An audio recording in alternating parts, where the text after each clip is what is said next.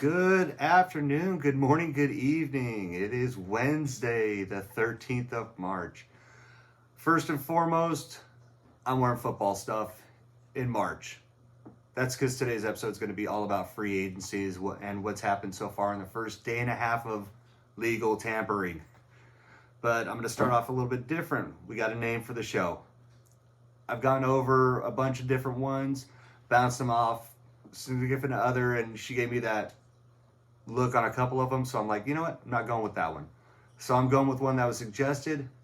Welcome to the first episode of the Sports-Wise Veteran. We're going to go over all kinds of different sports, but today is specifically based on free agency in the NFL.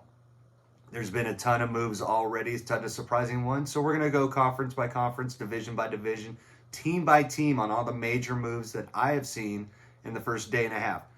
Now, the research I did, I have not gotten information since about yesterday afternoon. So there's a lot of stuff that's happened since then, but we're just going to go with what we have right now, going team by team.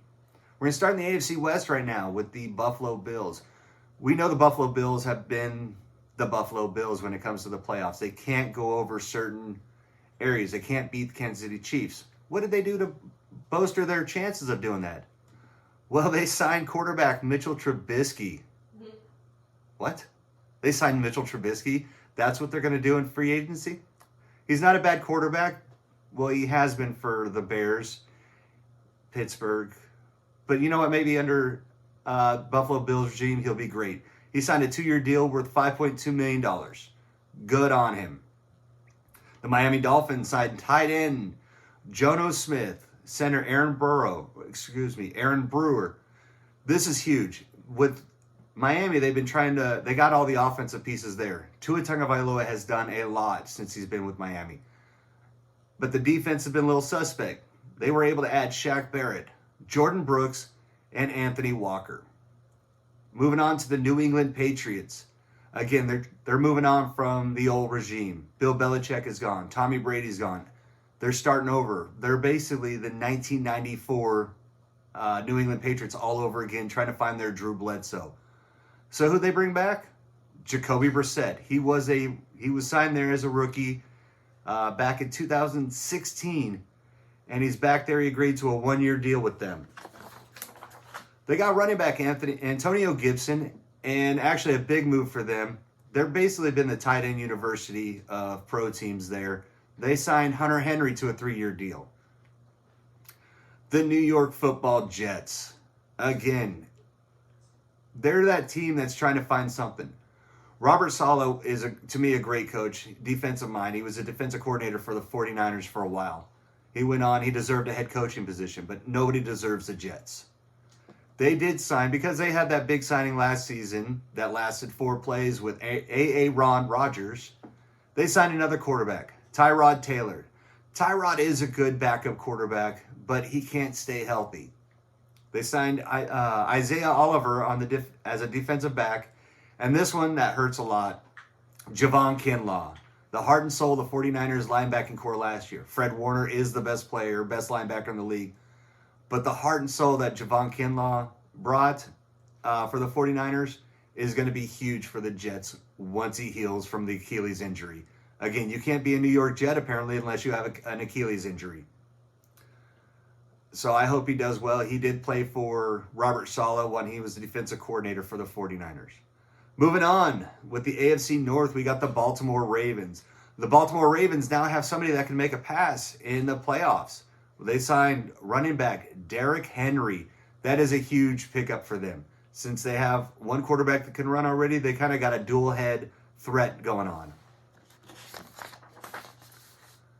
The Cincinnati Bengals have agreed to a 2-year deal with running back Zach Moss. T. Higgins received an exclusive franchise tag. Now, again, he asked for a trade.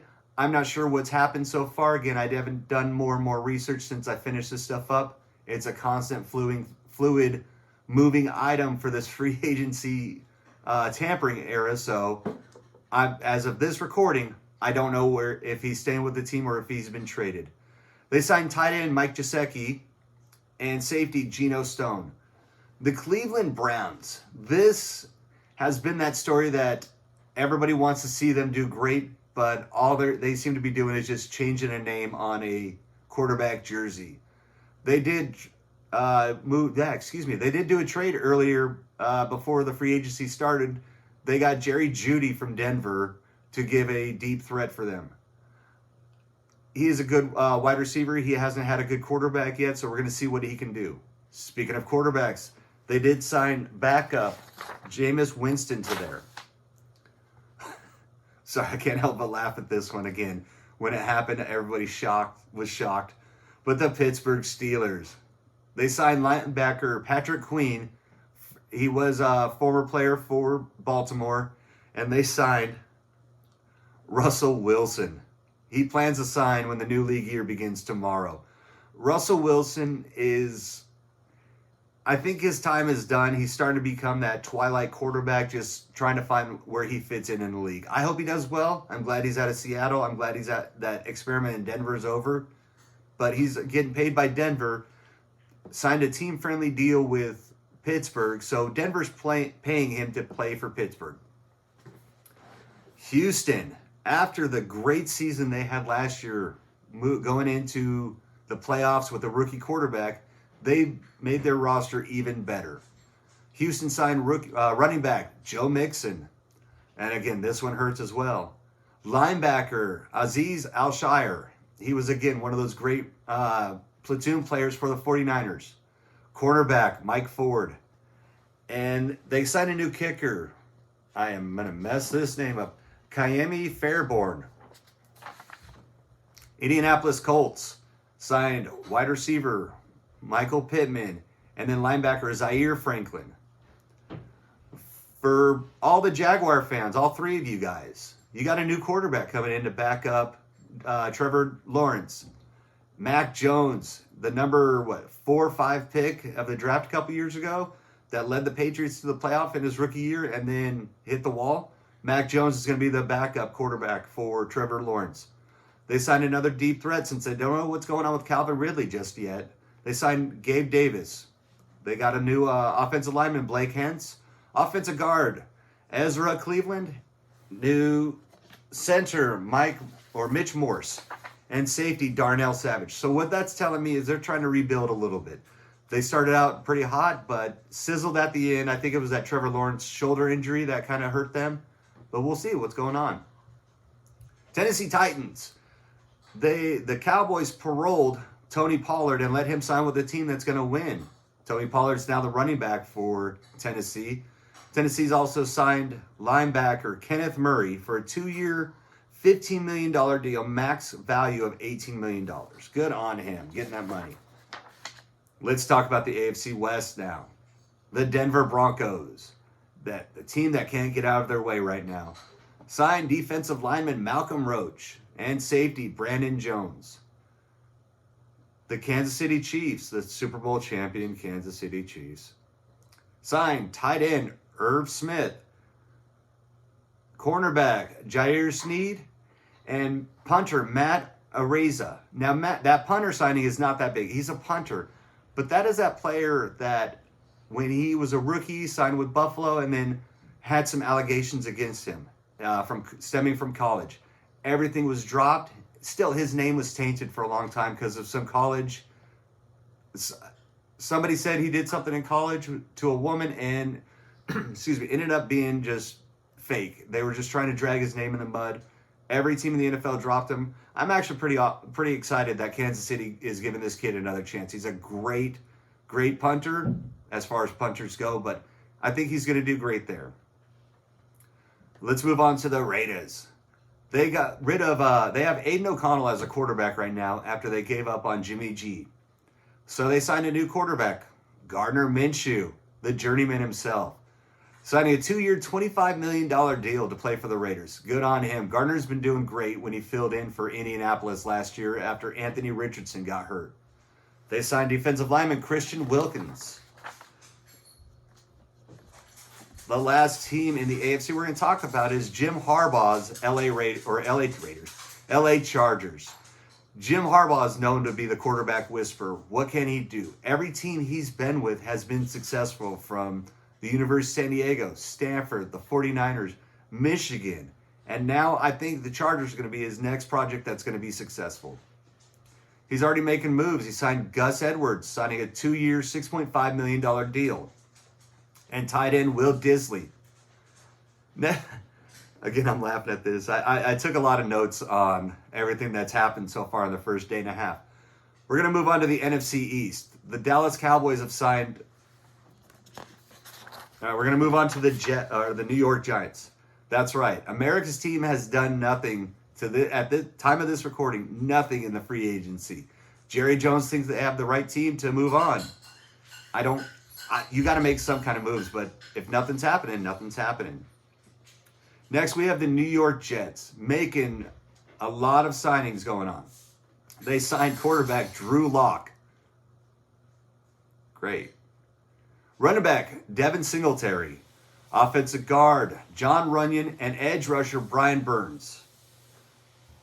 Moving on to the Philadelphia Eagles. This is when you're a player and you've been with the team for a long time. Seeing a good player sign with the rival team has got to hurt. I know a friend of mine is a huge Giants fan, and once he saw that Saquon Barkley signed with the Eagles, just nothing but hate coming on Facebook and just miserable about it.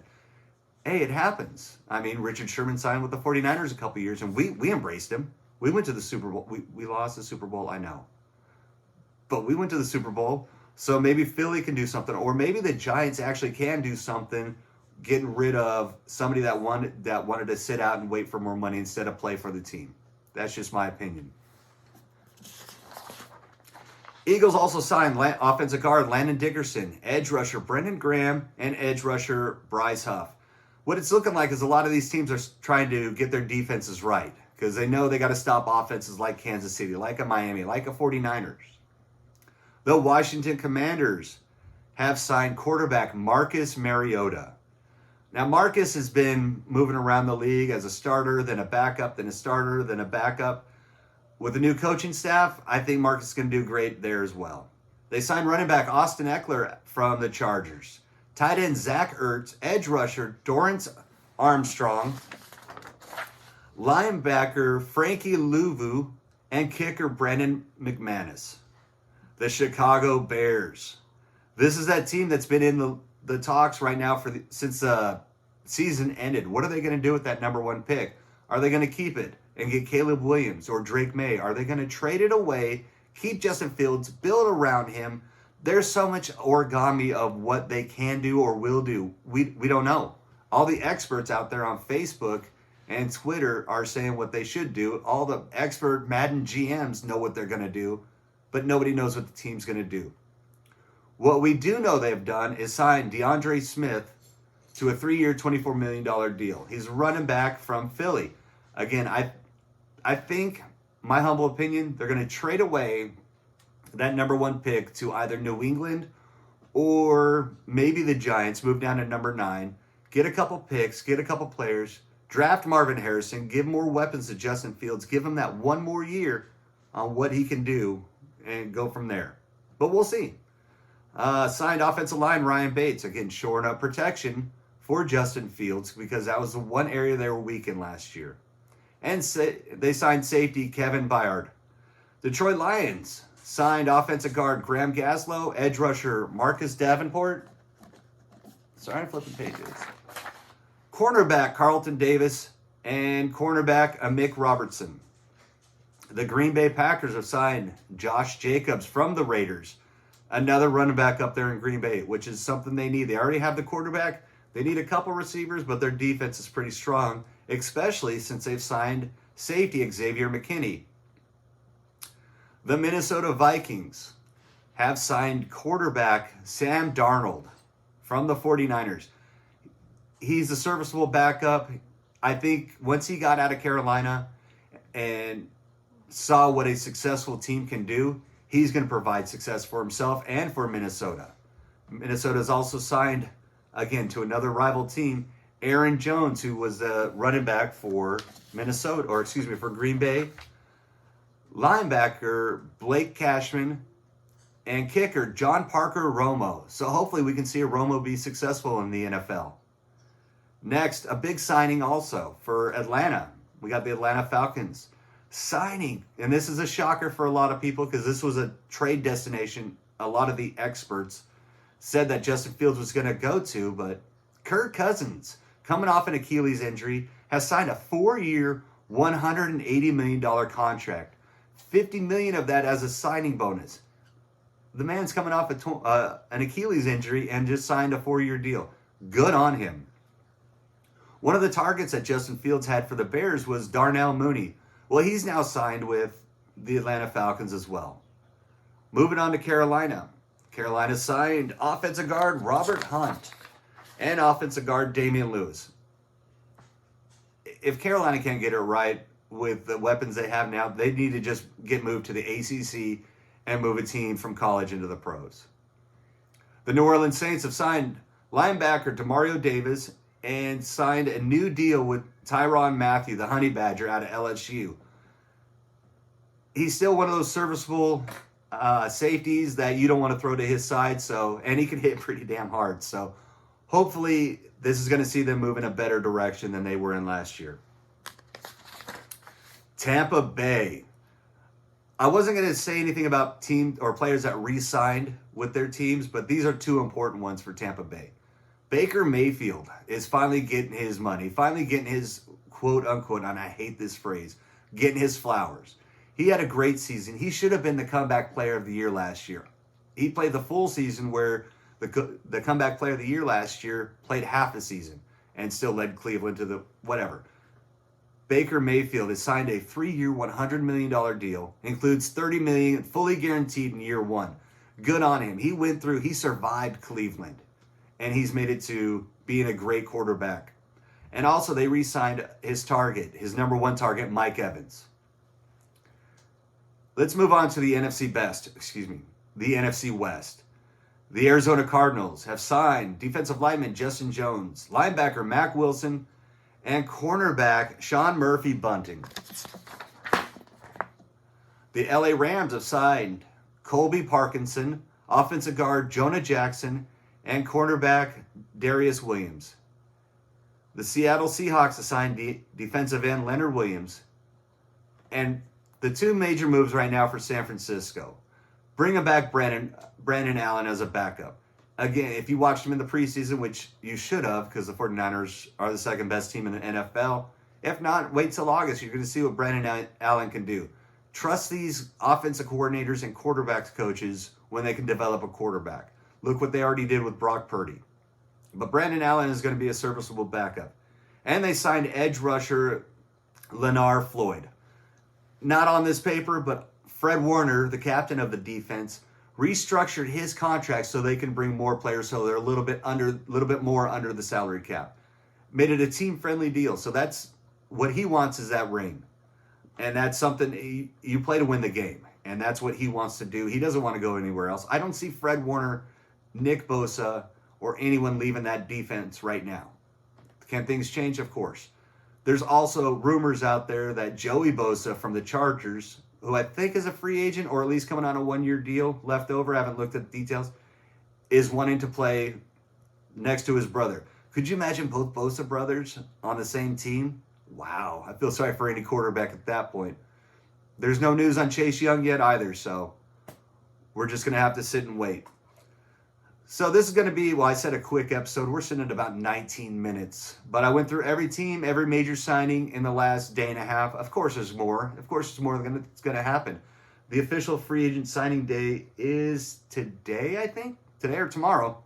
But we'll see. And I'm going to do more and more on football. It's not football related every time, but it's what's big in the news and what's hopefully going to get you watching. Again, thanks for watching. Like, share, subscribe. I'm going to post this on Facebook. Share the video and enjoy it. Again, this has been the SportsWise Veteran Show. So let's enjoy it. I'll have an interview here coming up in about a week. One of my buddies is recovering from a head cold, and we'll do an interview. Just warn you, he's a New York fan, so we could be talking Yankees, Rangers, could be talking the Giants. I don't know. Maybe he might join the Jets bandwagon this year. So have a good day. Have a great week. And remember, be safe this weekend. It's St. Patrick's Day. Enjoy your green, but don't do dumb stuff. Later.